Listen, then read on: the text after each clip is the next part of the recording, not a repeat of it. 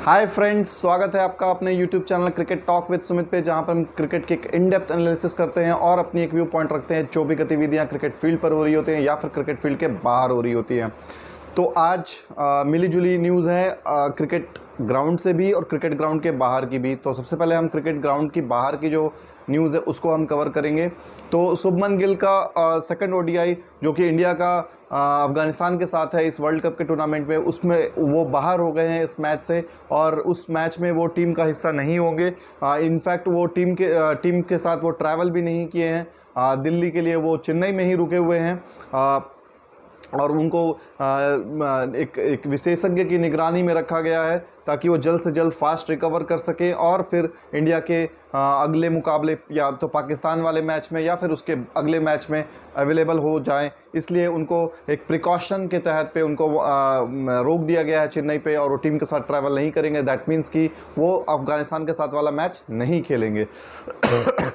Second बात, कुछ एक बाहर से खबर आ रही है कि जैनब अब्बास जो कि पाकिस्तान के मीडिया में जाना माना नाम है, एक अच्छी एंकर हैं, एक अच्छी मॉडल हैं। मॉडल तो नहीं बोलेंगे, एंकर बोल सकते हैं या फिर उनको हम टीवी रिप्रेजेंटेटिव भी बोल सकते हैं। तो वो इंडिया से उनको डिपोर्ट किया गया है due to some case file हुआ है उनके अगेंस्ट पे कि उन्होंने एंटी हिंदू ट्वीट्स किए हुए थे कुछ साल पहले, वो रीसरफेस्ड हुए हैं।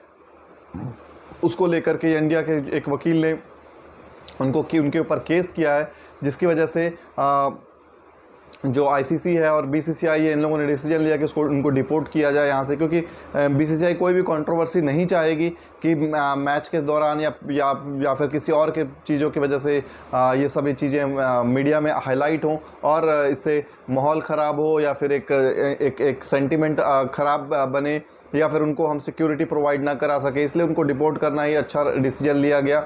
जो भी मसले मसाइल है जो भी है, लेकिन मेरे ख्याल से ये सब नहीं होना चाहिए। फिर भी एक सिक्योरिटी थ्रेट को मानते हुए उनको डिपोर्ट कर दिया गया है। फ़िलहाल वो अभी दुबई में है और दुबई से सीधा फिर वो अपने घर को पाकिस्तान को चली जाएंगी। अच्छा हुआ बुरा हुआ, I can't comment on it, क्योंकि नेशनल सिक्योरिटी का जब सवाल आता है तो वहाँ पर कोई किसी को बोलना उचित नहीं है, क्योंकि सबसे पहले तो आपकी देश की सुरक्षा है, उसके बाद ही सब कुछ है। तो इसको मद्देनज़र रखते हुए जैनब अब्बास को डिपोर्ट कर दिया गया है। वो कुछ ही घंटों में वो पहुंच जाएंगी पाकिस्तान। बहुत सारे मीडिया ने चिल्लम चोट मचा रखी है कि इंडिया वाले अननेसेसरी का कंट्रोवर्सी कर रहे हैं, पाकिस्तानी फैंस को वीज़ा नहीं मिला, मीडिया प्रभारी को भी वीज़ा नहीं मिल रहे हैं, एंकर्स को भी नहीं मिल रहे हैं, क्रिकेट रिप्रेजेंटेटिव को भी नहीं मिल रहे हैं। तो ये एक तरीके से कंट्रोवर्सी बनाने की कोशिश की जा रही है जिसमें कोई भी तूल नहीं है, कोई भी मायने नहीं रखता है। अब आते हैं क्रिकेट फील्ड के अंदर की बात, जहाँ पर आज न्यूजीलैंड का और नीदरलैंड का सेकंड राउंड या सेकंड लीग मैच खेला जाना था, क्योंकि एक एक मैच सभी टीमें जो 10 टीमें इसमें पार्टिसिपेट करी उन्होंने खेल लिया है। आज से ये सेकंड राउंड स्टार्ट हुआ है, जहाँ पर न्यूजीलैंड ने नीदरलैंड के साथ भिड़ना था और ये मैच हैदराबाद में होना था, राजीव गांधी इंटरनेशनल स्टेडियम पे, जहाँ पर न्यूजीलैंड ने नीदरलैंड को 99 रनों से शिकस्त दी है और ये काफ़ी बड़ी जीत न्यूजीलैंड ने अर्ज की है। जबकि जब टॉस हुआ तो टॉस नीदरलैंड की टीम के कैप्टन मिस्टर एडवर्ड ने जीता और फिर से उन्होंने आमंत्रण किया न्यूजीलैंड को बैटिंग करने के लिए। न्यूजीलैंड की स्कोर उतनी अच्छी शुरुआत नहीं हुई और डेवन कॉनवे बहुत कम ही स्कोर पर आउट हो गए। मेरे ख्याल से 32 रन का जो निजी स्कोर था वो उस पे वो आउट हुए हैं और टीम का टोटल तकरीबन 67 या 70 रन के आसपास टीम का टोटल था, वहाँ पर डेवन कॉनवे आउट हुए। डेवन कॉनवे का जो विकेट था वो वैंडर मर ने लिया था, जो कि साउथ अफ्रीका से पहले खेलते थे स्पिनर, अभी वो नीदरलैंड की ओर से खेल रहे हैं, उन्होंने स्टार्ट किया। और उसके बाद न्यूजीलैंड का एक कलेक्टिव परफॉर्मेंस आज देखने को मिला। मतलब सभी बैट्समैन ने 30-35 रन करके बनाया। विल यंग ने अच्छा खेला, 70 रन बनाया। सचिन रविंद्र ने हाफ सेंचुरी यहाँ पर लगाया 51 रनों की। डैरल मिचेल ने 48 रन लगभग बनाए। उसके बाद उनके जो कैप्टन है वो टॉम लेथम ने 53 रन अच्छे स्कोर किए। और फिर नीचे जा करके down the order Mitchell Santner ने कुछ ताबड़तोड़ 36 रन बनाए 17 गेंदों में, 3 चौके और 2 छक्के की मदद से। मैट हेनरी ने भी एक छक्का लगाया 4 गेंदों में 10 रन और न्यूजीलैंड 322 रन का आंकड़ा छू पाई, जहां जो कि एक समय पे इम्पॉसिबल लग रहा था और एक समय पे ऐसा लग रहा था कि न्यूजीलैंड बिलो 200 बिलो 300 के अंदर ऑल आउट हो जाएगी। 254 255 पे 6 विकेट न्यूजीलैंड की गिर चुकी थी 44-45 ओवर में, लेकिन वहाँ से फिर सैंटनर और हेनरी ने मिल करके ताबड़तोड़ रन बनाए और 322 तक वो इनिंग को ले गए। 322 नो डाउट नीदरलैंड की टीम के लिए इम्पॉसिबल टास्क था, स्पेशली न्यूजीलैंड की बॉलिंग अटैक के सामने, बट फिर भी नीदरलैंड ने फाइट बैक अच्छी की। और उनका जो एक मेरा फेवरेट प्लेयर है उस टीम में कोलिन एक्करमैन, मैं बार बार बताते आ रहा हूँ कि ये बंदे की अनलकी है कि ये बंदा नीदरलैंड के लिए खेल रहा है, वरना ये बहुत ही सी टीमों में टॉप क्लास टीमों के साथ खेल सकता था।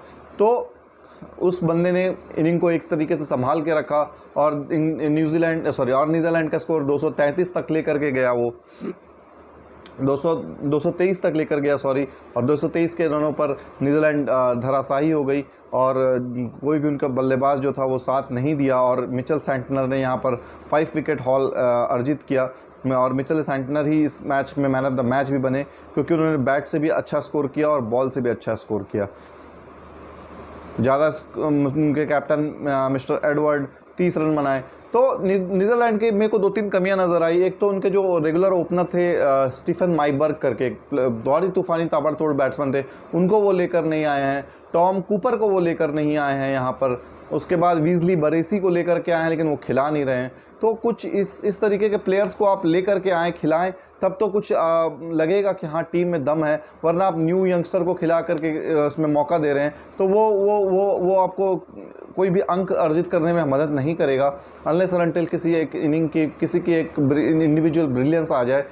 लेकिन आपको टीम जीतनी है तो आपको कलेक्टिव परफॉर्मेंस करना होगा, जिस तरीके से न्यूजीलैंड ने यहाँ पर करके दिखाया कि सभी ने 20, 25, 30, 40 रन में स्कोर किया। ये न्यूजीलैंड का एक रिकॉर्ड भी है कि छः लोगों ने 30 से प्लस का स्कोर किया है। ये भी एक रिकॉर्ड है जिसमें आपके डेवन कॉनवे हो गए, डैरल मिचेल हो गए, विल यंग हो गए, रचिन रविंद्र हो गए और उसके बाद टॉम लेथम हो गए और उसके बाद आपका मिचेल सैंटनर हो गए। ये 6 ने 30 से प्लस का स्कोर किया और टीम का टोटल कलेक्टिवली मिला जुला करके 322 325 तक ले गया। ये उस तरीके की न्यूजीलैंड ने इनिंग नहीं खेली जिस तरीके से उन्होंने इंग्लैंड के अगेंस्ट में खेली थी, लेकिन फिर भी मरते पड़ते वो 300 सवा 300 के स्कोर तक पहुँचे और वहाँ से फिर औपचारिकता ही निभानी थी नीदरलैंड के खिलाफ और वो धीरे से वो औपचारिकता निभा दी गई। मिचेल सैंटनर ने 5 विकेट निकाला यहाँ पर, मैट हेनरी ने 3 विकेट निकाला। मैट हेनरी भी सुपर फॉर्म सब्लाइम टच में दिख रहे हैं। लोकी फर्गुसन यहाँ पर थोड़ा सा अनलकी साबित हुए कि 8 ओवर में 32 रन नहीं दिए, लेकिन कोई भी विकेट ले नहीं पाए। रचिन रविंद्र अगेन यहाँ पर अपना 10 फुल ओवर का कोटा इन्होंने पूरा किया।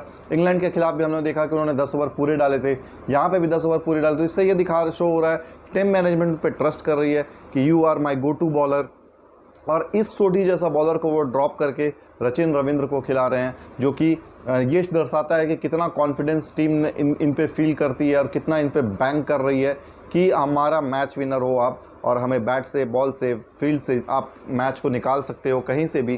तो इसीलिए उनको नंबर 3 का स्लॉट दिया गया है, जो कि बहुत ही मुश्किल स्लॉट होता है नंबर 3 का वनडेयर्स में। उनके किसी भी टीम के जो मेन प्लेयर होते हैं ना, वो नंबर 3 पर बैटिंग करते हैं। इंडिया के लिए विराट कोहली आते हैं, ऑस्ट्रेलिया के लिए स्टीव स्मिथ आते हैं, इंग्लैंड के लिए जो रूट आते हैं। तो ये सारे जो टॉप क्लास के जो बैट्समैन हैं ना, वो नंबर 3 अपने आप के लिए रखते हैं। न्यूजीलैंड से केन विलियमसन आते हैं, तो उस जगह पर रचिन रविंद्र को वो जगह मिली है। और मार्क माई वर्ड कि Rachin Ravindra could be the Trump card for New Zealand in coming matches. तो न्यूजीलैंड ने 2 मैचेस खेले इस वर्ल्ड कप में और दोनों पे उन्होंने जीत हासिल की है। नंबर 1 पे रैंक, मतलब नंबर 1 टॉप पे टेबल पे बने हुए हैं अभी तक तो, और उनकी नेट रैंकिंग भी जो है वो काफ़ी अच्छी खासी है, प्लस 1.8 समथिंग चल रहा है उनका। जो स्पेशली जो उन्होंने इंग्लैंड के खिलाफ जो जीत दर्ज की थी, उससे उनका रन रेट पे बहुत असर पड़ा और वो ऑलमोस्ट 2.2 के अगेंस्ट 2.3 2.5 के आसपास हिट किया था। उसके बाद वो धीरे धीरे स्कोर नीचे आ रहा है, क्योंकि उतने बड़े बड़े मार्जिन से आप हर बार मैच नहीं जीत सकते। तो नीदरलैंड को थोड़ा सा और पुटअप करना पड़ेगा, थोड़ा और संघर्ष और मेहनत करनी पड़ेगी, तब जा कर के वो कुछ यहाँ पर रिजल्ट शो कर सकते हैं, वरना उनके हाथों पे ये निराशा ही लगेगी ये पूरे टूर्नामेंट, जैसा कि मुझे दिख रहा है टूर्नामेंट में स्टार्टिंग से ही।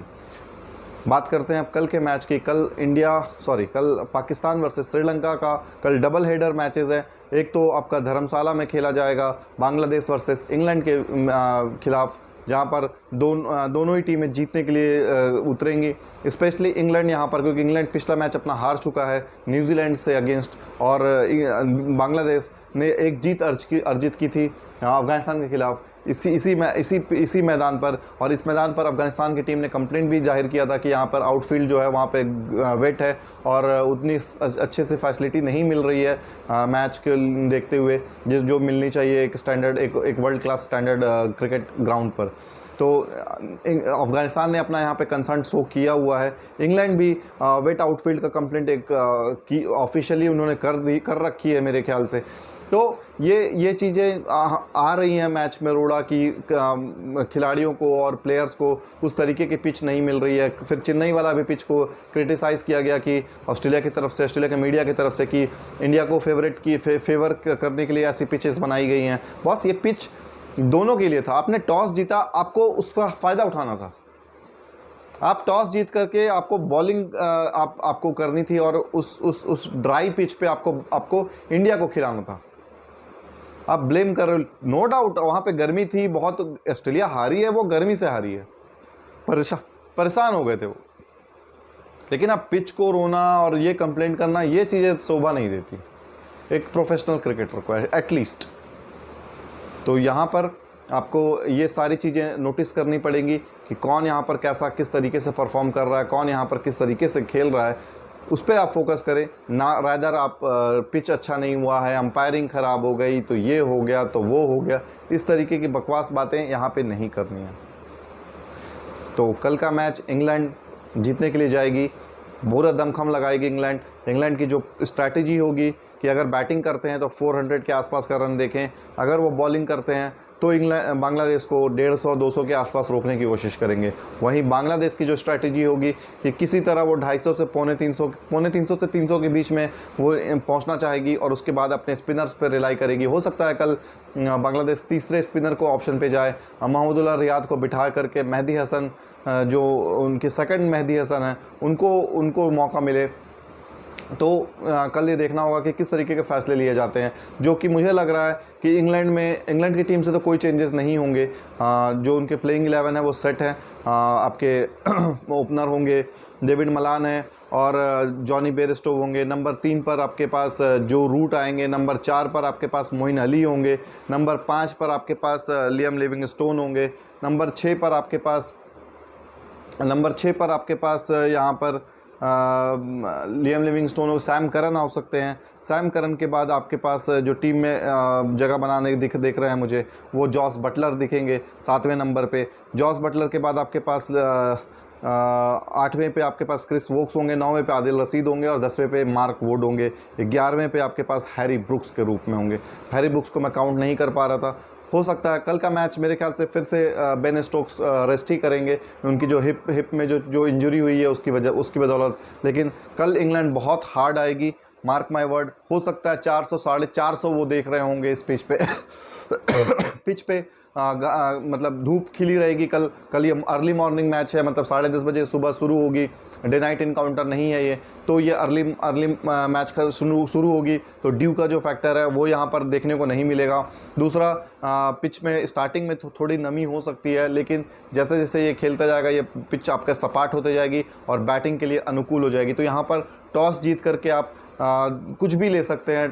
दोनों चीज़ें आपके फेवर में। अगर टॉस हारते भी हैं आप है तो ये एक आपके लिए ब्लेसिंग इन डिस्गाइज हो सकता है। टॉस अगर आप जीतते हैं तो यहाँ पर जनरली टीम बैटिंग करेगी। बैटिंग करने के बाद 300, 350, पौने 400 का स्कोर देखेगी और उसके बाद जो भी अपोजिशन टीम है उसको वो रिस्ट्रिक्ट करने की कोशिश करेगी। तो ये टीमें होंगी आपके इंग्लैंड की। बात कर लेते हैं बांग्लादेश की प्लेइंग 11 की। तो बांग्लादेश की जो प्लेइंग 11, तंजीब तमीम होंगे, लिटन दास होंगे, मेहदी हसन मिराज 3रे नंबर पे, नजमुल हसन सांटो होंगे, साकिबुल हसन होंगे 5वें नंबर पे, 6वें पे तौहीद हृदय होंगे, 7वें पे मुशफिकुर रहीम होंगे, 8वें पे यहाँ पे चैलेंजिंग है, या तो वो मोहम्मदुल्लाह के साथ जाएंगे, या तो फिर वो नसूम अहमद के साथ, या फिर मेहदी हसन के साथ जाएंगे। तो ये 8वां पोजीशन जो है वो देखने लायक होगा। 9वें पे आपके तस्किन अहमद है, 10वें पे सौरिफुल इस्लाम है और 11वें पे आपके मुस्तफिजुर रहमान होंगे। ये बांग्लादेश की प्लेइंग 11 हो सकती है और स्ट्रैटेजी यही होगी कि जी रन्स बोर्ड पे लगाए जाएं और स्पिनर से वो अटैक किया जाए। स्पिनर इन बांग्लादेश के पास हैं ऐसे जो कि कंटेन कर सकते हैं इंग्लैंड जैसी टीम को, और रोकने की भी क्षमता है उनमें, और वो साथ में विकेट लेने की भी क्षमता है उसमें। अफगानिस्तान के साथ बांग्लादेश इस मैच पे ऑलरेडी इसी ग्राउंड पे ऑलरेडी मैच जीत चुकी है। तो बांग्लादेश कोई अनुभव है कि इस पिच पे कैसे खेलना है, किस तरीके का परफॉर्मेंस करना है, किस तरीके से अप्रोच पे जाना है। और वहीं इंग्लैंड काफ़ी प्रेशर में होगी, काफ़ी दबाव में होगी, स्पेशली न्यूजीलैंड के हार के बाद, जहाँ पर मीडिया उनके मीडिया और उनके फैंस ने बहुत ही भारी क्रिटिसाइज़ किया है कि ये किस तरीके की टीम है, जहां पर वो जेलअप नहीं रहा है, जहां पर वो परफॉर्मेंस नहीं आ रही है पिछले 6-8 महीनों से। तो ये तो रही बात बांग्लादेश वर्सेस इंग्लैंड के मैच पे। दूसरा मैच कल इंपॉर्टेंट हो रहा है श्रीलंका वर्सेस पाकिस्तान का। ये डे नाइट इनकाउंटर होगा। श्रीलंका के लिए अच्छी खबर है कि महेश दीक्षणा टीम में वापसी कर सकते हैं और अवेलेबल हैं कल के मैच के लिए, जहां पर बहुत ज़्यादा कमी खली थी साउथ अफ्रीका के साथ, जहां पर 400 सवा 400 का स्कोर साउथ अफ्रीका ने खड़ा कर दिया था। तो श्रीलंका बैटिंग वाइज अच्छी दिख रही है। उस 450 बनने के बाद भी 300 साढ़े 300 रन के आसपास वो टच की थी साउथ अफ्रीका के बॉलिंग अटैक पे सामने। तो पाकिस्तान के बॉलिंग अटैक भी कुछ उस तरीके की नज़र नहीं आ रही है कि जो टफ टाइम दे सके श्रीलंका को। श्रीलंका अगर स्लो एंड स्टडी खेलती है तो 300 सवा 300 आराम से पहुंच सकती है। उनके जो मेन बैट्समैन होंगे कल के मैच में वो होंगे कुशल परेरा हैं, पथुम निशानका हैं, तीसरे नंबर पर उनके पास कुशाल मेंडिस आते हैं, चौथे नंबर पे सदीरा समर विक्रमा आते हैं, पाँचवें नंबर पर उनके पास धनंजय डिसिल्वा होंगे, छठवें नंबर पर उनके पास चरित असलंका होंगे, सातवें नंबर पर दशुन सनाका होंगे, आठवें नंबर पर उनके पास थिक्शना होंगे, नौवें पे वेला लागे बैटिंग अच्छी खासी कर सकते हैं। उसके बाद 10वें पर उनके पास कसून रजीता होंगे, 11वें पर उनके पास आपके 11वें नंबर पर मेरे ख्याल से उनके पास जो टीम होगी वो पथी राणा होंगे।